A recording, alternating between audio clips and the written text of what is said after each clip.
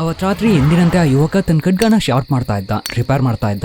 ಆಗ ಮೆಲ್ಗೊಂದ್ ಧ್ವನಿ ಕೆಲ್ಸೋಕ್ ಶುರುವಾಯ್ತು. ಯಾರೋ ಇವನ್ನ ಹೆಸರು ಕರೆಯೋ ರೀತಿ ಶಬ್ದ ಕೇಳಿಸ್ತಾ ಇತ್ತು. ಆಗ ಒಂದ್ ಶಾಕ್ ನಲ್ಲಿ ಆ ಖಡ್ಗನ್ ತಗೊಂಡು ಆ ಧ್ವನಿ ಕೇಳಿಸ್ತಾ ಇರೋ ಕಡೆ ತಿರುಗಿ ಅದನ್ನ ದಾಳಿ ಮಾಡೋಕ್ ತಯಾರಾದ. ಆಗ್ತಾನೆ ಅವನಿಗೊಂದು ಆಶ್ಚರ್ಯ ಕಾದಿತ್ತು. ಅವ್ನ್ ಮುಂದೆ ಬಂದ್ ನಿಂತಿರೋದು ಒಬ್ಬ ಮನುಷ್ಯ ಅಲ್ಲ, ಒಂದ್ ಭೂತ. ಅವ್ನ್ ಮುಂದೆ ಈಗ ಒಂದ್ ಭೂತ ನಿಂತಿದೆ. ಏನೋ ಭೂತನ ಏನ್ ನಡೀತಾ ಇದೆ ಇಲ್ಲಿ, ನೀವ್ ಇದ್ರ ಬಗ್ಗೆ ತಿಳ್ಕೊಬೇಕಾ? ಹಾಗಾದ್ರೆ ಈ ಕಥೆನಲ್ಲಿ ಹಿಂದೆ ನಡೆದಿರೋ ವಿಷಯಗಳೆಲ್ಲ ಏನು ಅಂತ ನೀವು ತಿಳ್ಕೊಬೇಕು. ತುಂಬಾ ವರ್ಷಗಳ ಹಿಂದೆ ಒಂದ್ ಗ್ರಾಮದಲ್ಲಿ ಒಬ್ಬ ಯುವಕ ಇದ್ದ. ಅವನು ತನ್ನ ಜೀವನದಲ್ಲಿ ಏನಾದ್ರೂ ಸಾಧಿಸಬೇಕು ಅನ್ನೋ ಆಸೆನೋ ಗುರಿನೋ ಛಲನೋ ಇಟ್ಕೊಂಡಿದ್ದ. ಆ ಗ್ರಾಮಸ್ಥರು ಕೂಡ ಅವನ್ನ ನಂಬಿದ್ರು. ಇವನು ಖಂಡಿತ ನಮ್ ಗ್ರಾಮನ ಒಂದು ಒಳ್ಳೆ ಸ್ಥಿತಿಗೆ ತರ್ತಾನೆ, ನಮ್ಮನ್ನ ರಕ್ಷಣೆ ಮಾಡ್ತಾನೆ ಅಂತ ಇವನ್ ಮೇಲೆ ತುಂಬಾನೇ ನಂಬಿಕೆ ಇಟ್ಕೊಂಡಿದ್ರು. ಯಾಕಂದ್ರೆ ಇವನು ತುಂಬಾನೇ ಟ್ಯಾಲೆಂಟೆಡ್ ಆಗಿದ್ದ, ಸ್ಟ್ರಾಂಗ್ ಆಗಿದ್ದ. ಆ ಗ್ರಾಮಸ್ಥರು ಇವನ್ ಮೇಲೆ ಇಟ್ಕೊಂಡಿರೋ ಆ ನಂಬಿಕೆಗಿಂತ ಇವನು ತನ್ನ ಮೇಲೆ ಅತಿಯಾದ ನಂಬಿಕೆ ಇಟ್ಕೊಂಡಿದ್ದ. ಬೀದಿನಲ್ಲಿ ನಡೆಯುವಾಗ ಗಂಭೀರವಾಗಿ, ಧೈರ್ಯವಾಗಿ, ಗರ್ವದಿಂದ ನಡ್ಕೊಂಡು ಹೋಗ್ತಾ ಇದ್ದ. ಇದಕ್ಕೆ ಕಾರಣ ಇವನು ತನ್ನ ಮೇಲೆ ಇಟ್ಕೊಂಡಿರೋ ಒಂದು ಕುರುಡ್ ನಂಬಿಕೆ ಅಲ್ಲ, ಇವನು ಡೈಲಿ ಮಾಡ್ತಾ ಇದ್ದ ಅವ್ನ್ ಟ್ರೈನಿಂಗ್ ಆಗಿತ್ತು. ಒಂದೊಂದ್ ದಿನಾನು ಯುವಕ ಯುದ್ಧ ಕಲೆ, ಕತ್ತಿ ವರ್ಷೆ, ವ್ಯಾಯಾಮ ಮಾಡೋದು ಅಂತ ತನ್ನ ಟ್ರೈನಿಂಗ್ ನಲ್ಲಿ ಜಾಸ್ತಿ ಸಮಯ, ಹಲವಾರು ಗಂಟೆಗಳು, ಹಲವಾರು ತಿಂಗಳುಗಳನ್ನ ಅದರಲ್ಲೇ ಕಲ್ದಿದ್ದ. ಇದ್ರ ಪರಿಣಾಮವಾಗಿ ಅವನ ದೇಹ ಅನ್ನೋದು ತುಂಬಾನೇ ಸ್ಟ್ರಾಂಗ್ ಆಗಿ ಬದಲಾಗಿತ್ತು, ಸ್ಕಿಲ್ಫುಲ್ ಆಗಿ ಡೆವಲಪ್ ಆಗಿದ್ದ. ಅಟ್ ದ ಸೇಮ್ ಟೈಮ್ ಅವನ ಮನಸ್ಸಿನಲ್ಲಿ ಆತ್ಮವಿಶ್ವಾಸ ಅನ್ನೋದು ಜಾಸ್ತಿ ಆಗಿತ್ತು. ಇವನು ಪ್ರತಿದಿನ ತನ್ನ ಟ್ರೈನಿಂಗ್ ನ ಮುಗಿಸಿ ಬೀದಿನಲ್ಲಿ ನಡ್ಕೊಂಡು ಹೋಗುವಾಗ ಅಲ್ಲಿ ತುಂಬಾ ಜನ ಮಹಿಳೆಯರು ಇವ್ನು ನೋಡಿ ನಗಾಡೋದು, ಕೈ ತೋರ್ಸೋದು ಅಂತ ಈ ರೀತಿ ಎಲ್ಲ ಮಾಡ್ತಾ ಇರ್ತಾರೆ. ಆಗ ಅದರಲ್ಲಿರೋ ಒಬ್ಬಳನ್ನ ಇವಂಗೂ ಇಷ್ಟ ಆಗುತ್ತೆ. ಇದ್ರು ಇವ್ನ ಇದನ್ನೆಲ್ಲ ದೊಡ್ಡದಾಗಿ ತಗೊಳ್ದೆ ತನ್ನ ಟ್ರೈನಿಂಗ್ ಮುಗಿದ ತಕ್ಷಣನೇ ಮನೆಗೆ ಹೋಗಿ ಅವತ್ತೇನ್ ಕಲಿತ್ನೋ ಅದನ್ನ ಮತ್ತೆ ಅಭ್ಯಾಸ ಮಾಡೋದು, ಖಡ್ಗನ ರಿಪೇರ್ ಮಾಡೋದು, ಶಾರ್ಪ್ ಮಾಡೋದು ಅಂತ ಈ ರೀತಿ ವಿಷಯಗಳನ್ನ ಇವನು ತನ್ನ ಡೈಲಿ ರೂಟೀನ್ ಆಗಿ ಇಟ್ಕೊಂಡಿದ್ದಾನೆ. ಈ ರೀತಿ ಇವನು ಹಲವಾರು ವರ್ಷಗಳು ಟ್ರೈನಿಂಗ್ ತಗೋತಾನೆ. ಹಾಗೆ ಒಂದಿನ ಇದೇ ರೀತಿ ತನ್ನ ಖಡ್ಗನ ಶಾರ್ಪ್ ಮಾಡ್ತಾ ರಿಪೇರ್ ಮಾಡ್ತಾ ಇರೋವಾಗ ಆಗ್ತಾನೆ ಒಂದ್ ಧ್ವನಿ ಕೇಳಿಸ್ತಾ ಇದೆ, ಒಂದ್ ಶಬ್ದ ಕೇಳಿಸ್ತಾ ಇದೆ. ಆ ಒಂದ್ ಧ್ವನಿ ಇವನ್ನ ಹೆಸರಿಡ್ ಕರಿತಾ ಇದೆ. ಆಗ ಇವನು ತುಂಬಾನೇ ಶಾಕ್ ಆಗಿ ತನ್ನ ಖಡ್ಗನ್ ತಗೊಂಡು ಅದ್ರ ಮೇಲೆ ದಾಳಿ ಮಾಡೋಕೋಸ್ಕರ ತಿರುಗಿ ನೋಡಿದಾಗ ಅವನಿಗೊಂದು ಆಶ್ಚರ್ಯ ಕಾದಿತ್ತು. ಅಲ್ಲಿಗೆ ಬಂದಿರೋದೇನೋ ಒಬ್ಬ ಮನುಷ್ಯ ಅಲ್ಲ, ಒಂದ್ ಭೂತ. ಆ ಭೂತ ನೋಡೋಕ್ ತುಂಬಾನೇ ನ್ಯೂಟ್ರಲ್ ಆಗಿತ್ತು. ಹಾಗಂದ್ರೆ ಅದು ಸಂತೋಷವಾಗೂ ಇಲ್ಲ, ದುಃಖವಾಗೂ ಇಲ್ಲ, ನಗಾಡ್ತಾನೂ ಇಲ್ಲ, ಕೋಪದಲ್ಲೂ ಇಲ್ಲ.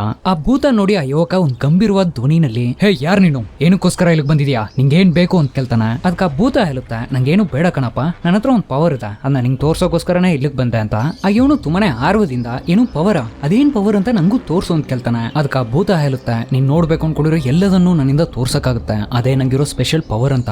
ಇದನ್ ಕೇಳಿ ಇವನು ತುಂಬಾನೇ ಕನ್ಫ್ಯೂಸ್ ಆಗ್ತಾನೆ. ಇದ್ರು ಸರಿ ಕೇಳೋಣ ಇದೇನಾದ್ರೂ ತೋರ್ಸುತ್ತಾ ಅಂತೇಳಿ ಈ ಪ್ರಪಂಚದಲ್ಲಿರೋ ಅತಿ ದುಬಾರಿಯಾದ ಒಂದ್ ಖಡ್ಗ ಯಾವ್ದು ಅಂತ ನಂಗೆ ತೋರ್ಸಕ್ಕಾಗುತ್ತಾ ಅಂತ ಕೇಳಿದಾಗ, ಓ ಇಷ್ಟೇನಾ, ನಾನ್ ನಿಂಗೆ ಅದನ್ನ ತೋರಿಸ್ತೀನಿ ಅಂತ ಒಂದ್ ಮ್ಯಾಜಿಕ್ ಆಗುತ್ತೆ. ಆಗ ತಕ್ಷಣನೇ ಈ ಪ್ರಪಂಚದಲ್ಲೇ ಅತಿ ದುಬಾರಿಯಾದ ಬಂಗಾರದಿಂದ ಮಾಡಲ್ಪಟ್ಟ ಆ ಒಂದ್ ಖಡ್ಗನ ಕಣ್ಮುಂದೆ ತೋರಿಸುತ್ತೆ. ಆಗ ಇದನ್ನ ನೋಡಿ ಇವನು ತುಂಬಾನೇ ಶಾಕ್ ಆಗ್ತಾನೆ. ಆಗ ಭೂತ ನಿಂಗೆ ಇನ್ನೂ ಬೇರೆ ಏನಾದ್ರೂ ನೋಡ್ಬೇಕಂತ ಕೇಳಿದಾಗ ಆಗ ಇವನು ಆಟಾಡ್ತಾ, ಈ ಪ್ರಪಂಚದಲ್ಲೇ ಅತಿ ಸುಂದರವಾದ ಒಬ್ಬ ಮಹಿಳೆ ಯಾರು, ಅವಳನ್ನ ನಂಗೆ ತೋರ್ಸಕ್ಕಾಗುತ್ತಾ ಅಂತ ಕೇಳ್ತಾನೆ. ಅದಕ್ಕ ಭೂತ ಇದೋ ತೋರಿಸ್ತೀನಿ ಅಂತೇಳಿ ಒಂದ್ ಮ್ಯಾಜಿಕ್ ಆಗುತ್ತೆ. ಆಗ ಈ ಪ್ರಪಂಚದಲ್ಲೇ ಅತಿ ಸುಂದರವಾದ ಒಬ್ಬ ಮಹಿಳೆ ಇವನ್ ಕಣ್ಮುಂದೆ ಬರ್ತಾಳೆ. ಇದುವರೆಗೂ ಇವನ್ ಜೀವನದಲ್ಲಿ ಇಷ್ಟೊಂದು ಸುಂದರವಾದ ಮಹಿಳೆನ ನೋಡೇ ಇಲ್ಲ. ಅದರಿಂದ ಮೈ ಮರೆತು ಅವಳನ್ನೇ ನೋಡ್ತಾ ಇರ್ಬೇಕಾದ್ರೆ ಆ ಭೂತ ನಗಾಡುತ್ತೆ. ಈಗ ತಾನೆ ಇವನು ತಾನೊಬ್ಬ ವಾರಿಯರ್ ಅನ್ನೋದನ್ನ ಅರ್ಥ ಮಾಡ್ಕೊಂಡು ತನ್ನ ಈಗೋನ ಬಿಟ್ಕೊಡ್ದೆ.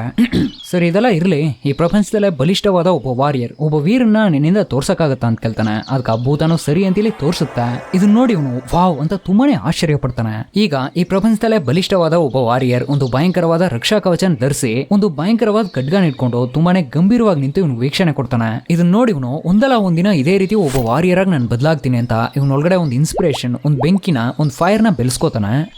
ಸರಿ ನೀನ್ ಇದುವರೆಗೂ ತೋರಿಸಿರೋದೆಲ್ಲ ಸಾಕು, ನೀನ್ ಇಲ್ಲಿಂದ ಹೊರಡ್ಬೋದು ಅಂತ ಆ ಯುವಕ ಆ ಭೂತಕ್ಕೆ ಕಲ್ದಾಗ, ಇನ್ಮೇಲೆ ನೀನೇನು ನೋಡ್ಬೇಕಾಗಿಲ್ವಾ, ಸರಿ ನಾನು ಹೊರಡ್ತೀನಿ, ಆದ್ರೆ ನಿಂಗೇನಾದ್ರೂ ಮತ್ತೆ ನೋಡ್ಬೇಕು ಅನ್ಸಿದ್ರೆ ಈ ಗ್ರಾಮದ ಪೂರ್ವ ದಿಕ್ಕಿನಲ್ಲಿರೋ ಒಂದ್ ಕಾಡಕ್ ಬಾ, ಒಂಟಿಯಾಗ್ ಬಾ, ನೀನೇನ್ ನೋಡ್ಬೇಕು ಅನ್ಕೊಂಡಿದ್ಯೋ ಅದನ್ನ ನಾನು ನಿಂಗೆ ತೋರಿಸ್ತೀನಿ ಅಂತ ಹೇಳಿ ಆ ಭೂತನು ಅಲ್ಲಿಂದ ಹೊರಟೋಗುತ್ತೆ. ಆ ಭೂತ ಅಲ್ಲಿಂದ ಹೋದ್ಮೇಲೆ ಆ ಯುವಕ ಅದನ್ನ ದೊಡ್ಡದಾಗಿ ಮೈಂಡ್ ಹಾಕೊಳ್ದೆ ತನ್ನ ಕೆಲ್ಸದ ಮೇಲೆ ಫುಲ್ ಫೋಕಸ್ ನ ಇಟ್ಟು ತನ್ನ ಟ್ರೈನಿಂಗ್ ನ ಕಂಟಿನ್ಯೂ ಮಾಡ್ತಾ, ತನ್ನ ಖಡ್ಗನ ಶಾರ್ಪ್ ಮಾಡ್ತಾ, ತನ್ನ ಡೈಲಿ ರೂಟೀನ್ ಮತ್ತೆ ಫಾಲೋ ಮಾಡೋಕ್ ಶುರು ಮಾಡ್ತಾನೆ. ಈ ರೀತಿ ಕೆಲವು ವಾರಗಳು ಕಲಿಯುತ್ತೆ. ಆಗ ತನ್ನ ಕೆಲಸನೆಲ್ಲ ಮುಗಿಸಿ ರೆಸ್ಟ್ ತಗೊಳ್ಳೋಣ, ರಿಲ್ಯಾಕ್ಸ್ ಮಾಡೋಣ ಅಂತ ಒಂದ್ ಜಾಗದಲ್ಲಿ ಕೂತಿರೋವಾಗ ಆ ಭೂತ ಏನೆಲ್ಲ ತೋರಿಸ್ತೋ, ಏನೆಲ್ಲ ಇವ್ನು ನೋಡಿದ್ನೋ ಅದು ಮತ್ತೆ ಇವನಿಗೆ ನೆನಪಾಗುತ್ತೆ. ಆ ವಿಷಯಗಳೆಲ್ಲ ಇವ್ನ ಮೈಂಡ್ ನಲ್ಲಿ ಓಡ್ತಾ ಇದೆ. ಆಗ ಆ ಭೂತ ತೋರಿಸಿರೋ ಈ ಪ್ರಪಂಚದಲ್ಲೇ ಅತಿ ಸುಂದರವಾದ ಮಹಿಳೆನು ಇವ್ನು ನೆನಪಿಸ್ಕೋತಾನೆ. ಅವಳನ್ನ ಮತ್ತೆ ಈಗ ನೋಡ್ಬೇಕು ಅನಿಸ್ತಾ ಇದೆ. ಸರಿ ಮತ್ತೆ ಅವಳನ್ನ ನೋಡೋಣ, ಇದರಿಂದೆಲ್ಲ ಏನಾಗ್ಬಿಡುತ್ತೆ ಅಂತ ಆ ಊರಿನ ಪೂರ್ವ ದಿಕ್ಕಿನಲ್ಲಿ ಆ ಭೂತ ನೋಡ್ಕೊಂಡು ಒಂಟಿಯಾಗಿ ಹೋಗ್ತಾನೆ. ಇವ್ನ ಕಾಡಿನೊಳಗಡೆ ಹೋದ ತಕ್ಷಣ ಆ ಭೂತನು ಪ್ರತ್ಯಕ್ಷ ಆಗಿ, ನೀನ್ ಮತ್ತೆ ಬರ್ತೀಯ ಅಂತ ನಂಗೆ ಚೆನ್ನಾಗಿ ಗೊತ್ತಿತ್ತು, ಆದ್ರೆ ಇಷ್ಟೊಂದ್ ದಿನ ತಗೋತೀಯ ಅಂತ ಗೊತ್ತಿರ್ಲಿಲ್ಲ.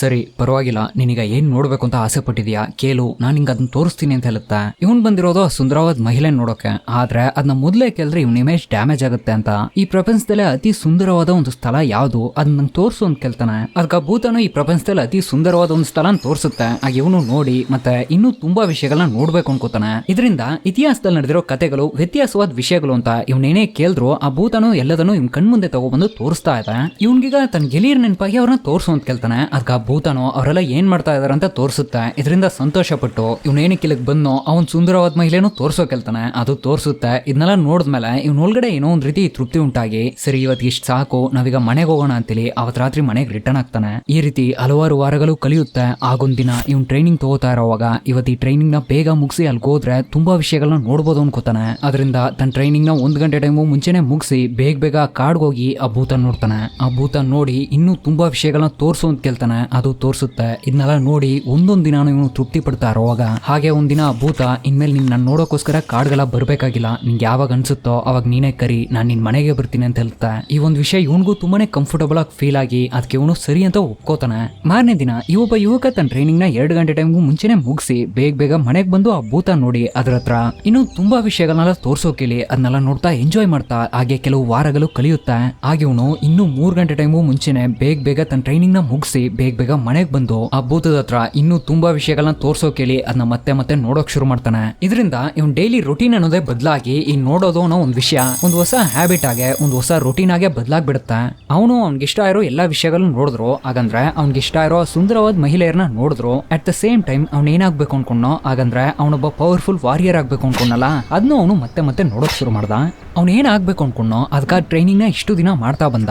ಆದ್ರೆ ಒಂದ್ ಟೈಮ್ ನಲ್ಲಿ ಅವನು ಟ್ರೈನಿಂಗ್ ತಗೊಳ್ಳೋ ಸಮಯನ ಕಡಿಮೆ ಮಾಡಿ ಅವ್ನ ಡ್ರೀಮ್ ಏನೋ ಅವ್ನ ಗೋಲ್ ಏನೋ ಅದನ್ನೆಲ್ಲ ಜಾಸ್ತಿ ನೋಡೋಕ್ ಶುರು ಮಾಡ್ದ. ಅದರಿಂದ ಅವ್ನಿಗೆ ಜಾಸ್ತಿ ಸಂತೋಷ ಉಂಟಾಯ್ತು. ಒಂದ್ ಕಾಲದಲ್ಲಿ ಇವನೇ ಒಬ್ಬ ಹೀರೋ ಆಗಿದ್ದ. ಆದ್ರೆ ಇವನೀಗ ನೋಡ್ತಾ ಇರೋ ವಿಷಯಗಳಿಂದ ಇವನ್ಗೀಗ ಒಬ್ಬ ಹೊಸ ಹೀರೋ ಸಿಕ್ಕಾಗಿದ್ದ. ಒಂದೊಂದ್ಸಲನೋ ಹೀರೋ ನೋಡೋವಾಗ ಇವನಿಗೆ ಭಯಂಕರವಾದ ಇನ್ಸ್ಪಿರೇಷನ್, ಭಯಂಕರವಾದ ಮೋಟಿವೇಶನ್, ಭಯಂಕರವಾದ ಸಂತೋಷ ಇದನ್ನೆಲ್ಲ ಇವನು ಈಸಿಯಾಗಿ ಆ ಹೀರೋ ನೋಡೋದ್ರ ಮೂಲಕ ಪಡ್ಕೋತಾ ಇದ್ದಾನೆ. ಇದರಿಂದ ಇವನ್ ಟ್ರೈನಿಂಗ್ ಅನ್ನೋದು ತುಂಬಾನೇ ಕಡಿಮೆ ಆಯ್ತು. ಇವನ್ ಖಡ್ಗನ ಶಾರ್ಪ್ ಮಾಡೋದಕ್ಕೆ, ಅದನ್ನ ರಿಪೇರ್ ಮಾಡೋದಕ್ಕೆ ಇವನ್ ಕೊಡ್ಬೇಕಾಗಿರೋ ಸಮಯನ ತುಂಬಾನೇ ಕಡಿಮೆ ಮಾಡ್ಕೊಂಡ. ಹೇಳ್ಬೇಕಂದ್ರೆ ಇವನ್ ಖಡ್ಗದಲ್ಲಿ ಒಂದ್ ಸ್ವಲ್ಪ ತುಕ್ಕಿಡ್ಕೊಂಡಿದ್ರು ಕೂಡ ಅದನ್ನೆಲ್ಲ ಗಮನಿಸ್ತೆ ಇವನ್ ನೋಡ್ತಾ ಇರೋ ಒಂದ್ ವಿಷಯದ ಮೇಲೆ ಜಾಸ್ತಿ ಫೋಕಸ್ ನೀಡೋಕ್ ಶುರು ಮಾಡ್ದ. ಇದೆಲ್ಲ ಇವನಿಗೆ ದೊಡ್ಡ ವಿಷಯನೇ ಅನಿಸ್ತಾ ಇರಲಿಲ್ಲ, ಯಾಕಂದ್ರೆ ಅವ್ನು ನೋಡ್ತಾ ಇರೋ ವಿಷಯಗಳಲ್ಲೇ ತುಂಬಾನೇ ತೃಪ್ತಿ ಆಗ್ಬಿಡ್ತಾ ಇದ್ದ. ಹೀಗೆ ಒಂದ್ 10 ವರ್ಷ ಕಲಿತಾ ಬಂತು. ಇವನು ಈಗ ಯಾವಾಗ್ಲೂ ಕರೆಯೋ ರೀತಿನೇ ಭೂತನ್ ಕರ್ದ. ಅದು ನಗಾಡ್ತಾನೆ ಬಂತು. ಯಾಕೆ ನಗಾಡ್ತಾ ಇದೆಯಾ ಅಂತ ಕೇಳ್ದ. ಅದಕ್ಕ ಭೂತನು ನಗಾಡ್ತಾನೆ ಉತ್ತರ ಕೊಡ್ತು, ನನ್ ಬಂದ್ ಕೆಲ್ಸ ಮುಗೀತು ಅಂತ. ಏನು ಏನ್ ಹೇಳ್ತಾ ಇದ್ಯಾ, ನಂಗೇನು ಅರ್ಥ ಆಗ್ಲಿಲ್ಲ, ಸರಿಯಾಗಿಲ್ಲ ಅಂತ ಕೇಳ್ತಾನೆ. ಅದಕ್ಕ ಭೂತ ಅವ್ನು ನೋಡ್ ಜೋರಾಗಿ ನಗಾಡೋಕ್ ಶುರು ಮಾಡಿ, ಇಲ್ಲಿ ನೋಡುತ್ತಮ್ಮ, ನಿಂಗೊಂದ್ ರಹಸ್ಯ ಇಲ್ಲ, ಇವತ್ ರಾತ್ರಿನೇ ಒಂದ್ ದೊಡ್ಡ ಭೂತ ನಿನ್ ಗ್ರಾಮದ ಮೇಲೆ ದಾಳಿ ಮಾಡೋಕ್ ತಯಾರಾಗಿದೆ. ನಿಂಗೆ ಇನ್ನೂ ಒಂದ್ ರಹಸ್ಯ ಇಲ್ಲ, ನಿನ್ ಬಗ್ಗೆ ನಮಗ್ ಮೊದ್ಲೇ ಗೊತ್ತಿತ್ತು, ನೀನ್ ಯಾರು ಅನ್ನೋದು ನಮ್ಗೆ ಚೆನ್ನಾಗ್ ಗೊತ್ತಿತ್ತು. ಅದೇನು ಅಂದ್ರೆ ಆ ಭೂತನ್ ಸೋಲ್ಸೋಕಂತ ಹುಟ್ಟಿರೋದು ಬೇರೆ ಯಾರು ಅಲ್ಲ, ಅದು ನೀನೇ. ನೀನು ಈ ಪ್ರಪಂಚದ ಅತಿ ದೊಡ್ಡ ಗ್ರೇಟೆಸ್ಟ್ ವಾರಿಯರ್ ಆಗೋದಕ್ಕಂತಾನೆ ಹುಟ್ಟಿರೋ ಒಬ್ಬ. ಆದ್ರೆ ಇದೆಲ್ಲ ನಿನ್ನಿಂದ ಈಗ ಆಗಲ್ಲ, ಯಾಕಂದ್ರೆ ಕಾಲ ತುಂಬಾನೇ ಮಿಂಚೋಗಿದೆ. ಇವತ್ ರಾತ್ರಿನೇ ನಿನ್ ಗ್ರಾಮಸ್ಥರೆಲ್ಲ ಆ ಭೂತಕ್ಕೆ ಬಲಿಯಾಗ್ತಾರೆ ಅಂತೇಳಿ ಆ ಭೂತ ಜೋರಾಗಿ ಮತ್ತೆ ನಗಾಡೋಕ್ ಶುರು ಮಾಡುತ್ತೆ. ಅದಕ್ಕ ಯುವಕ, ನೀನಿದ್ನ 10 ವರ್ಷಕ್ಕೆ ಮುಂಚೆನೆ ಮಾಡಿರ್ಬೋದಲ್ಲ, ನನ್ನ ಸೋಲ್ಸಿರ್ಬೋದಲ್ಲ, ನನ್ನ ಕೊಂದಿರ್ಬೋದಲ್ಲ ಅಂತ ಕೇಳ್ತಾನೆ. ಅದಕ್ಕ ಭೂತ ಹೇಳುತ್ತೆ, ಯಾವ ಭೂತದಿಂದಲೂ ನಿನ್ನ ಸೋಲ್ಸೋಕಾಗಲ್ಲ, ಯಾವ ಭೂತದಿಂದಲೂ ನಿನ್ನ ಕೊಲ್ಲೋಕಾಗಲ್ಲ, ಅದೇ ನೀನ್ ಪಡ್ಕೊಂಡಿರೋ ವರ. ನಾನಂತೂ ಒಂದ್ ಸಾಧಾರಣವಾದ ಭೂತ ಅಷ್ಟೇ, ನನ್ನಿಂದಲ್ಲ ನೀನ್ ಸೋಲ್ಸಕ್ಕಾಗಲ್ಲ. ನೀನ್ ಸೋಲ್ಸೋಕಂತಾನೆ ಒಬ್ಬ ಇದ್ದಾನೆ, ಅವ್ನ್ ಯಾರು ಗೊತ್ತಾ, ಅದೇ ನೀನು. ಅದರಿಂದ ನನ್ನ ಮಾಲೀಕನಾದ ಆ ಭೂತ 10 ವರ್ಷಕ್ಕೆ ಮುಂಚೆನೆ ನನ್ನ ಇಲ್ಲಿ ಕಲಿಸಿ ನಿನ್ನ ಹಂತವಾಗಿ ಬಲಹೀನ ಮಾಡಿ ನಿನ್ ಸ್ಟ್ರೆಂತ್ ನೆಲ್ಲ ಕಡಿಮೆ ಮಾಡಿ ನಿನ್ನ ಒಬ್ಬ ಕಂಪ್ಲೀಟ್ ವೀಕ್ ಪರ್ಸನ್ ಆಗಿ ಬದಲಾಯಿಸೋದೆ ನನ್ನ ಕೆಲಸವಾಗಿತ್ತು. ಆ ಕೆಲಸನೂ ಈಗ ಮುಗ್ದಿದೆ. ನೀನ್ ಅನ್ಕೊಂಡಿದ್ದೀರಿ ನನ್ನ ಯಾವ ರೀತಿ ಬೇಕಾದ್ರೂ ಬಳಸಬಹುದಾಗಿತ್ತು. ಈ ಪ್ರಪಂಚದಲ್ಲೇ ಒಬ್ಬ ಗ್ರೇಟೆಸ್ಟ್ ವಾರಿಯರ್ ಆಗೋದಕ್ಕೆ ಬೇಕಾಗಿರೋ ಎಲ್ಲಾ ವಿಷಯಗಳನ್ನು ನನ್ನಿಂದ ತೋರ್ಸೋಕಾಗ್ತಾ ಇತ್ತು. ಆದ್ರೆ ನೀನೇ ಆ ಸುಂದರವಾದ ಮಹಿಳೆಯರನ್ನ ತೋರ್ಸೋಕೆಲ್ದೆ, ನೀನೇ ಆ ಗ್ರೇಟೆಸ್ಟ್ ವಾರಿಯರ್ಗಳನ್ನ ತೋರ್ಸೋಕೆಲ್ದೆ. ಅದನ್ನೆಲ್ಲ ನೋಡ್ತಾ ಒಂದ್ ಕರ್ತಲ್ಲಿ ನೀನು ಟ್ರೈನಿಂಗ್ ತಗೊಳ್ಳೋದೇ ನಿಲ್ಲಿಸ್ಬಿಟ್ಟೆ. ನಾನು ತೋರಿಸಿರೋ ಒಂದೊಂದು ವಿಷಯನೂ ಕೇಳಿರೋದು ನೀನೇ, ನೋಡಿರೋದು ನೀನೇ. ಈಗ ನಾನು ಬಂದ್ ಕೆಲಸ ಮುಗೀತು ಅಂತ ಆ ಭೂತ ಭಯಂಕರವಾಗಿ ನಗಾಡಕ್ ಶುರು ಮಾಡುತ್ತೆ. ಇವ್ನಿಗೆ ಇದನ್ನ ಕೇಳಿದ ತಕ್ಷಣ ಭಯಂಕರವಾದ ಶಾಕ್, ದುಃಖ ಗಂಟ್ಲು ಕಟ್ತಾ ಇದೆ. ತುಂಬಾ ಕಷ್ಟಪಟ್ಟು ಕೆಳಗಡೆ ಬಿದ್ದು ಅಲೋಕ್ ಶುರು ಮಾಡ್ತಾನೆ. ಹಾಗೆ ಅಲ್ತಾ, ನಂಗೆ ಇನ್ನೂ ಒಂದ್ಸಲ ಆ ಸುಂದರವಾದ ಮಹಿಳೆನ ತೋರ್ಸಕ್ಕಾಗತ್ತಾ ಅಂತ ಕೇಳಿದಾಗ ಆ ಭೂತನು ಸರಿ ಕಣಪ್ಪ, ನೀನ್ ಯಾವಾಗ ಬೇಕಾದ್ರೂ ನೋಡ್ಬೋದು ಅಂತೇಳಿ ಆ ಸುಂದರವಾದ ಮಹಿಳೆನ ಅವ್ನ ಕಣ್ಮುಂದೆ ತೋರಿಸುತ್ತೆ. ಗೆಲಿರೆ ಒಂದು ಒಳ್ಳೆ ಕೋಟ್ ಇದೆ, hard times create strong men create good times create weak men create hard times. ಹಾಗಂದ್ರೆ ಒಂದ್ ಕಠಿಣವಾದ ಸಮಯದಲ್ಲಿ ಒಬ್ಬ ಬಲಿಷ್ಠವಾದ ಮನುಷ್ಯ ಉಂಟಾಗ್ತಾನೆ. ಆ ಬಲಿಷ್ಠವಾದ ಮನುಷ್ಯ ಒಂದ್ ಒಳ್ಳೆ ಕಾಲನ ಉಂಟು ಮಾಡ್ತಾನೆ. ಆ ಒಳ್ಳೆ ಕಾಲ ಅನ್ನೋದು ಒಬ್ಬ ಬಲಹೀನವಾದ ಮನುಷ್ಯನ ಉಂಟು ಮಾಡುತ್ತೆ. ಆ ಬಲಹೀನವಾದ ಮನುಷ್ಯ ಒಂದ್ ಮೋಸವಾದ ಕಾಲನ ಸೃಷ್ಟಿ ಮಾಡ್ತಾನೆ. ಇದೇ ಚರಿತ್ರೆನಲ್ಲಿ ಮತ್ತೆ ಅಂತ ನಡೀತಾ ಇರೋ ಒಂದ್ ವಿಷಯ. ಈ ಕಥೆನಲ್ಲಿ ಬಂದ ಯುವಕ ಬೇರೆ ಯಾರೋ ಅಲ್ಲ, ಅದ್ ನೀವೇ. ಆ ಭೂತ ಅನ್ನೋದನ್ನೇ ನೀವೀಗ ನಿಮ್ ಕೈನಲ್ಲಿ ಇಟ್ಕೊಂಡಿದ್ದೀರಾ. ಸ್ವಲ್ಪ ನಿಮ್ ಜೀವನ ನಿಂತಿರು ನೋಡಿ. ಇಂಟರ್ನೆಟ್ ಅನ್ನೋ ಒಂದು ವಿಷಯ ನಿಮ್ಮ ಹತ್ರ ಬಂದಾಗ, ಈ cell phone, smart phone, YouTube ಅನ್ನೋ ಈ ವಿಷಯಗಳೆಲ್ಲ ನಿಮ್ಮ ಹತ್ರ ಬಂದಾಗ ನೀವೇನ್ ಅನ್ಕೊಂಡ್ರಿ, ಇದು ತುಂಬಾ ಚೆನ್ನಾಗಿದೆ ಅಲ್ಲ, ಇದರಿಂದ ತುಂಬಾ ವಿಷಯಗಳನ್ನ ಕಲಿಬಹುದು, ತುಂಬಾ ವಿಷಯಗಳನ್ನ ತಿಳ್ಕೋಬಹುದು, ತುಂಬಾ ಯೂಸ್ಫುಲ್ ಆಗಿದೆ. ಈ ರೀತಿ ಒಂದು ಥಾಟ್ ನಿಮಗೆ ಬಂದು ತುಂಬಾ ವಿಷಯಗಳನ್ನ ಕಲಿಯೋಕ್ ಶುರು ಮಾಡಿರ್ತೀರಾ. ಹಾಗೆ ನೀವು ಅದನ್ನ ನೋಡ್ತಾ ಹಂತವಾಗಿ ಈ ಎಂಟರ್ಟೈನ್ಮೆಂಟ್ ಮತ್ತೆ ಬೇಡದ ವಿಷಯಗಳು ಅಂತ ಅದ್ರಲ್ಲಿ ಸಿಗಾಕೊಂಡು ಪದೇ ಅದನ್ನೇ ನೋಡೋಕ್ ಶುರು ಮಾಡಿರ್ತೀರಾ. ಈಗ ನೀವು ಕಂಪೇರ್ ಮಾಡಿ ನೋಡಿ, 10 ವರ್ಷಕ್ಕೆ ಮುಂಚೆ ನಿಮ್ಗಿದ್ದ ಮೋಟಿವೇಶನ್, ಆ ಫೈರ್, ಆ ಇನ್ಸ್ಪಿರೇಷನ್ ಅನ್ನೋದೆಲ್ಲ ಏನಾಯ್ತು ಅಂತ. ಇವಾಗ್ಲೂ ಆ ಮೋಟಿವೇಶನ್, ಆ ಇನ್ಸ್ಪಿರೇಷನ್, ಆ ಫೈರ್ ನ ನಿಮ್ ಕೈನಲ್ಲಿರೋ ಭೂತದ ಹತ್ರನೇ ಕೇಳ್ತಾ ಇದ್ರೆ ಹೊರತು ನಿಮ್ಮಲ್ಲಂತೂ ಅದು ಸ್ವಲ್ಪನೂ ಇಲ್ಲ. ಇವಾಗೆಲ್ಲ ಮುಗ್ದಾಯ್ತು ಅಂತಲ್ಲ ಏನೂ ಇಲ್ಲ, ನೀವಿನ್ನ ಮತ್ತೆ ಶುರು ಮಾಡ್ಬೋದು. ನಿಮ್ ಗೋಲ್ಸ್ ಏನು, ಅದನ್ನ ಅಚೀವ್ ಮಾಡಕ್ ಏನ್ ಮಾಡ್ಬೇಕು ಅನ್ನೋದನ್ನ ಭೂತದ ಹತ್ರನೇ ಕೇಳಿ ತಿಳ್ಕೊಂಡು ನೀವ್ ಅದನ್ನ ಇವತ್ತೇ ಮಾಡೋಕ್ ಶುರು ಮಾಡ್ಬೋದು. ಇಲ್ಲ ಇಷ್ಟ ದಿನ ನಾನು ಹೇಗಿದ್ನೋ ಹಾಗೆ ಇರ್ತೀನಿ ಅಂತೇಳಿ ಕಂಟಿನ್ಯೂ ಮಾಡ್ಬೋದು. ಈಗ ನಿರ್ಧಾರ ತಗೋಬೇಕಾಗಿರೋದು ನೀವೇ. One day or day one ಇದ್ರಲ್ಲಿ ನೀವ್ ಯಾವ್ದನ್ನ ಆಯ್ಕೆ ಮಾಡ್ತೀರಾ? ಒನ್ ಡೇ ಒಂದಲ್ಲ ಒಂದಿನ ನನ್ ಗೋಲ್ಸ್ ನ ಅಚೀವ್ ಮಾಡ್ತೀನಿ ಅಂತ ಹೇಳ್ತಾ ಇನ್ನೂ 10 ವರ್ಷ ಕಾಲ ಕಲಿತೀರಾ, ಅಥವಾ ನನ್ ಗೋಲ್ಸ್ ನ ಅಚೀವ್ ಮಾಡಕ್ ಏನ್ ಮಾಡ್ಬೇಕೋ ಅದನ್ನ ಇವತ್ತೇ ಮಾಡಕ್ ಶುರು ಮಾಡ್ತೀನಿ ಅಂತೇಳಿ ಡೇ ಒನ್ ಅಂತ ಶುರು ಮಾಡಿ ನಿಮ್ ಪಯಣನಿಗ ಶುರು ಮಾಡ್ತೀರಾ. ತೀರ್ಮಾನ ನಿಮ್ದು. One day or day one.